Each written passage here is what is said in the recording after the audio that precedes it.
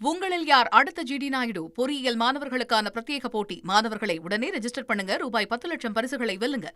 பார்த்திபன், சென்னையில் திமுக மகளிர் அணி கூட்டம் நடைபெற்று வருகிறது. கனிமொழி அவர்களுடைய தலைமையில் இதில் திமுக தலைவர் ஸ்டாலின் அவர்கள் பேசியிருக்காரு. எதிர்கட்சியாக இருக்கும் நாம் ஆளும் கட்சியாக மாற வேணும்னா இன்னும் தீவிரமாக உழைக்கணும் அப்படின்னு சொல்லி ஸ்டாலின் அவர்கள் சொல்லியிருக்காரு. அவர் பேசிய காட்சிகளை பார்த்துடலாம். எதிர்கட்சியாக இருக்கிற நாம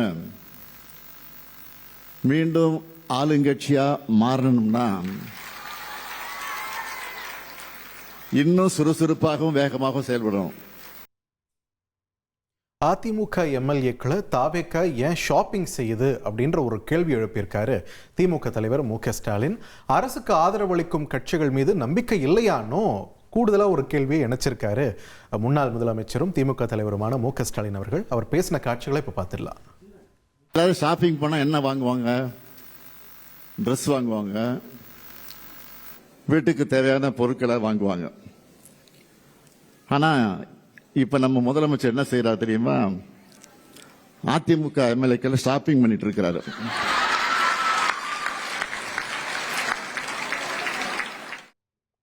திமுக மகளிர் அணி ஆலோசனை கூட்டத்தில் பங்கேற்ற பிறகு அவர்களுக்கு வாட்ச் வழங்கப்பட்ட நிலையில் அதை திமுக மகளிர் அணியினர் முண்டியடித்து வாங்கிச் சென்றனர்.